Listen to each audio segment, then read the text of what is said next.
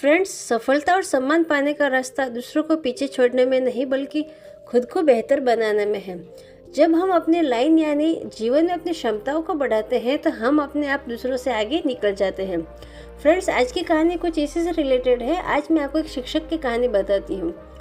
एक दिन एक शिक्षक ने अपने छात्रों को अनोखा पाठ सिखाने के लिए कक्षा में बुलाया।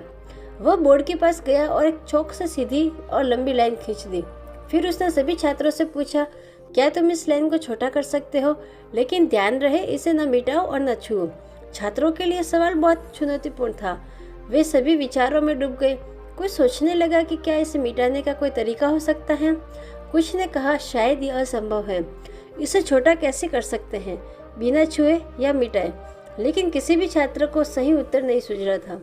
तभी शिक्षक मुस्कुराया और चौक उठाकर उस पहली लाइन से ठीक बगल में एक लंबी और बड़ी लाइन सीधी लाइन कर दी।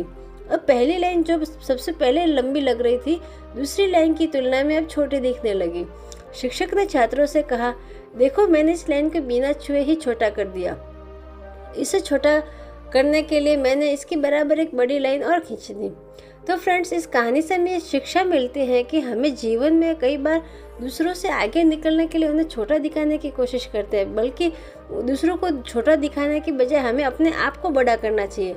हम ये सोचते हैं कि खुद को बड़ा दिखाने के लिए हमें दूसरों को नीचा दिखाना पड़ेगा, लेकिन ये गलत बात है।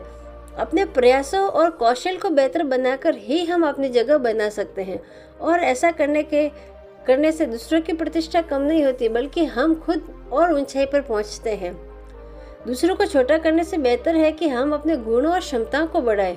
अगर हमें किसी से बेहतर बनना है तो फ्रेंड्स, हमें खुद में सुधार लाना चाहिए, न कि दूसरों में कमियों को ढूंढकर उन्हें नीचा दिखाने की कोशिश करनी चाहिए।